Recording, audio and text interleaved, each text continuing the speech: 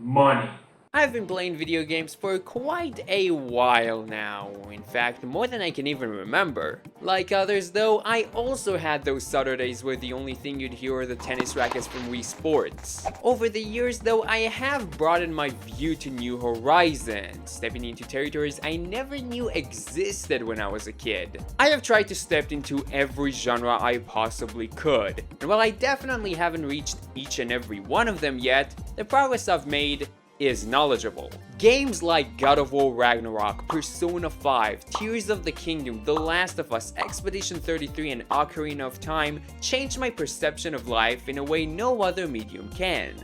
In other words, I've wasted my time playing lots of video games. Video games are special to me. They are a way for people to express themselves and show their ideas. They are by all means a form of art.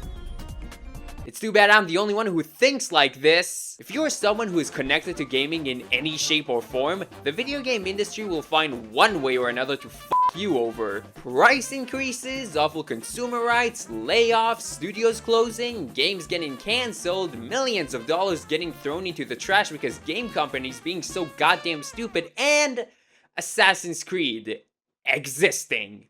That's the worst one. There is no other place where being a victim is a part of the experience. Well, maybe except for World War. And who is better to victimize other than ourselves? Whoa! I'm sure feminists would love to hear that. Yes, I consider video games as a form of art, and the best one there is as well. But the video game industry itself, not so much. These money-sucking, investor-groping assholes don't see video games the same as me. The video game industry has been growing, joining a lot of different people that don't have the same view on video games as those who create them. What was once a fun hobby where developers would create wacky and experimental games had turned into a place where companies would blindly follow trends, implementing whatever tactics they can to grasp the most amount of money. And what type of tactics are they using? The worst one there are. Microtransactions, battle passes, gacha mechanics, you name them. And as much as we all hate them, there is a reason they exist.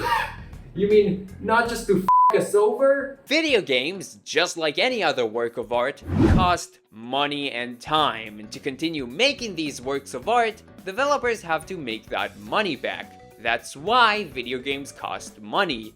That's why art isn't free. Companies themselves state that with video games costing hundreds of millions of dollars to make, yeah, the predatory mechanics and the gambling makes a lot of sense. Except for the fact that these people are making fucking Concord. So this is how it feels to justify Satan.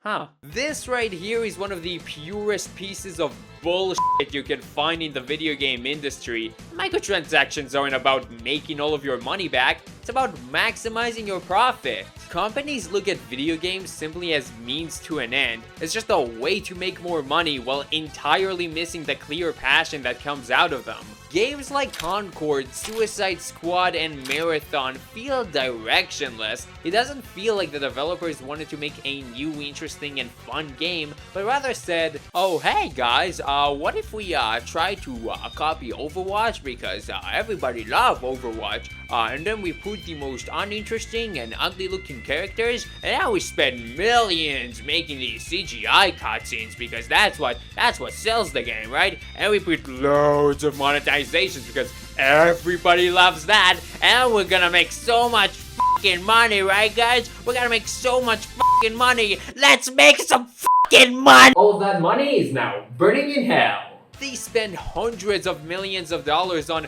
games that really do not have any purpose to exist. Those microtransactions, they have no reason to be here other than to make more money. It really feels like they are testing what they can get away with rather than being in an actual dire situation. Like this needed to happen.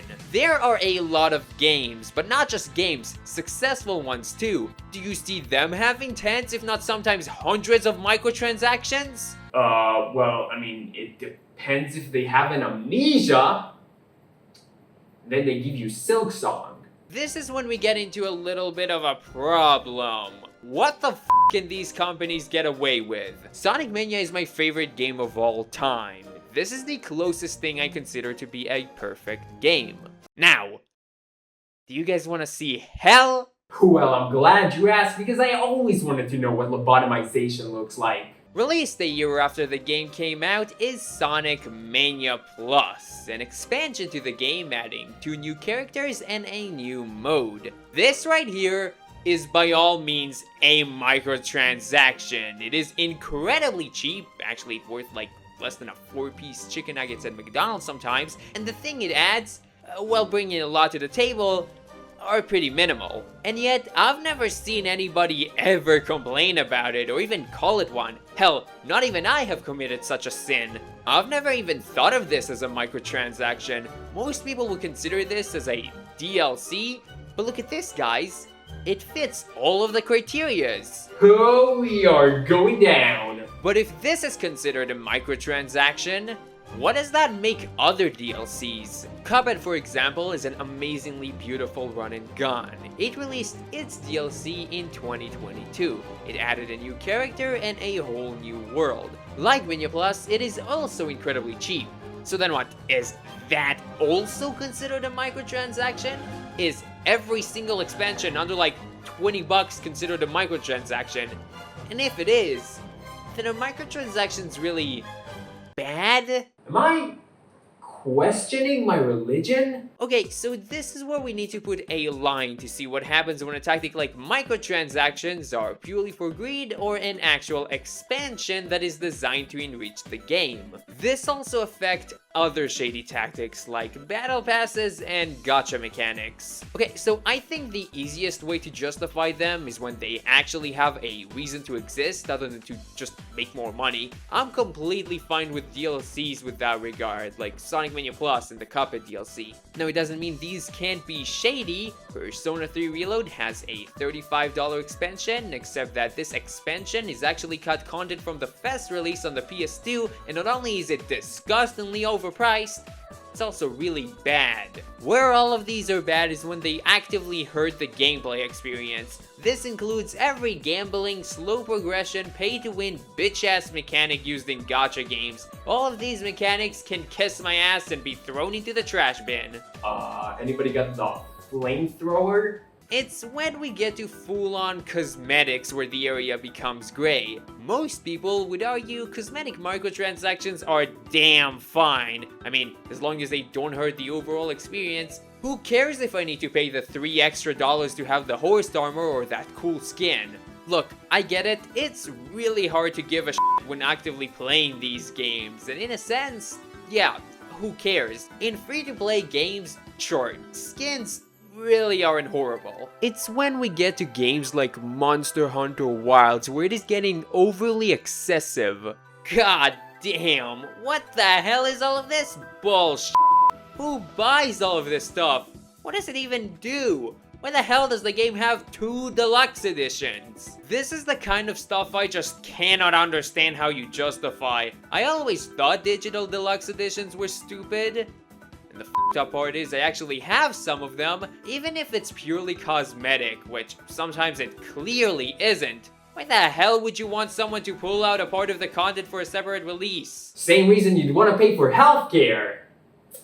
Gotta be a real fan. So there is a line between what actually increases the art and what is pure greed. Most DLCs and expansions are fine, and the slow grindy progressions and the gambling of gacha games mixed with pay-to-win microtransactions are a big no-go. Cosmetics are the only thing in my opinion that's somehow up for debate.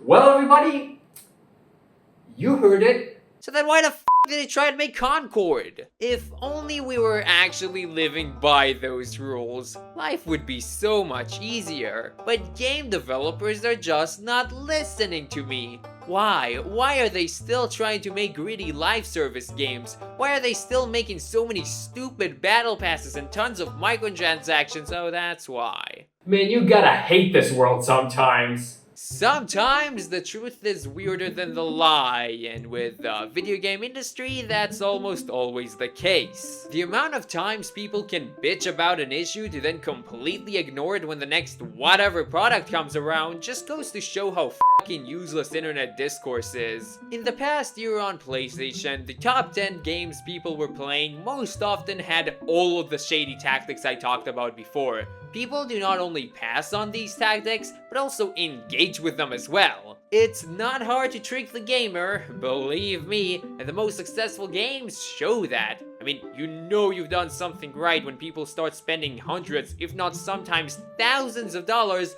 buying the option to gamble on fucking anime characters. We are letting those things happen. We are playing these games. And when other companies trying to imitate the success of games like Fortnite, Overwatch, and Genshin Impact, and we wonder why those games exist, yeah, no shit, they exist because we let them. These tactics exist because of us.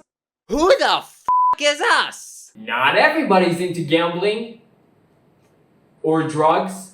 Alright, let's start categorizing. I believe there are a few significant types of gamers. There are the esports gamers, those who pick a game to grind and master for hours on end, and there are the casual gamers, those who play games just for fun.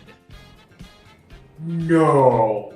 These are the largest group of gamers, no doubt. This is the audience these big companies are trying to chase. These are the type of people with actual life in front of them and those who seek video games as just entertainment. They would pick one console and maybe 3 or 4 games for the rest of their lives. And when I say 3 or 4 games, I mean the most basic gun and ball type games you could think of. We're talking FIFA, Madden, Call of Duty, Fortnite, maybe you'll get a GTA 5 to spice things up. This is the type of people who engage with gacha systems, the one that plays for maybe an hour a day and doesn't care about microtransactions or greedy practices or how these games are clearly trying to suck off their time. The problem is you can't suck off these people's time because oops, you gotta go to your next 12-hour shift. This is where forever games actually work because they can't get stale when you play them for such a short amount of time. Now, don't get me wrong, there's nothing bad with being this type of gamer. If you want to roll for anime characters and buy hundreds of microtransactions,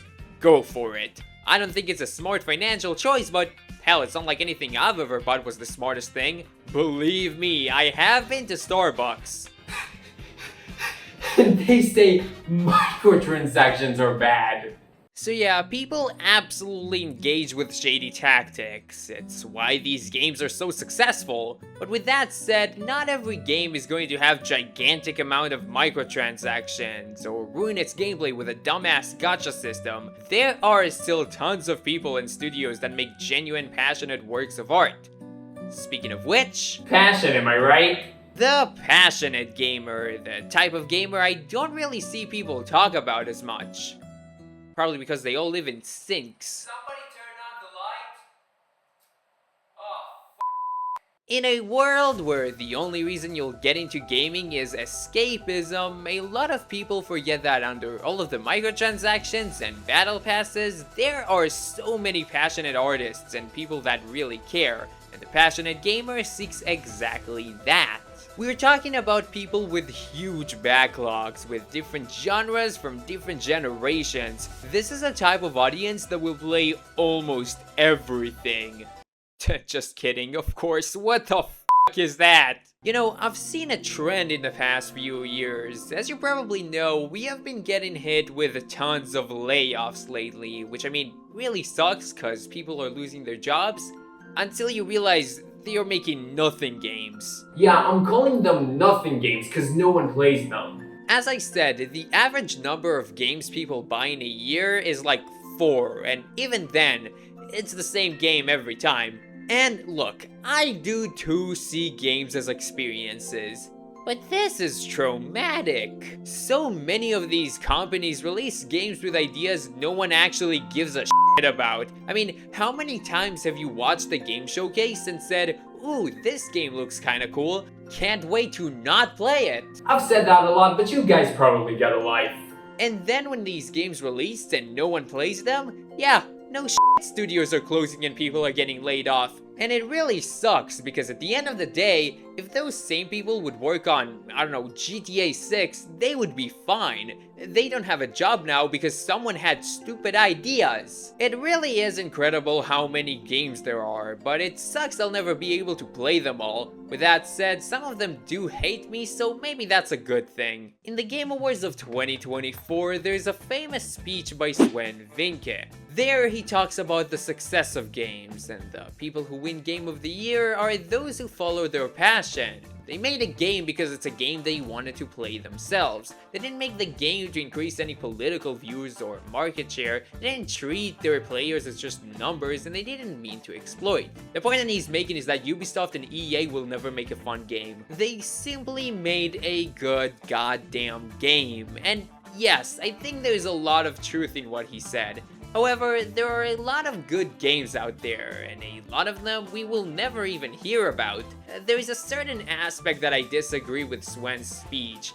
The idea that passion and artistic view is the only thing that makes a successful game. Yeah, that's not really true. We've already talked about how games exploit the hell out of you and make ton of money doing so. But even without all of that, there are so many games out there that no one will play. It's the balance between art and greed. The best games of all time aren't those who completely follow their own artistic vision, but also those who knew what actually works in practice. There has to be a balance between what you want to make and what people actually want to see, and the best of games know that damn well. Because I have seen a lot of games in my life, and yes, I've also played those I've never thought I would. However, we have hit a point of market saturation, with the best life-changing experiences probably already behind us. And so, making people give a shit is probably the most important thing when you're making a good game. It's weird because on one hand, I know of all of the amazing experiences I'm missing out on, but on the other hand, I mean, you never know. I might give this weird game I've heard of a shot. At the end of the day, the best of games are those who balance these two things the best. Basically, what I'm trying to say here is that gacha game f***ing sucks.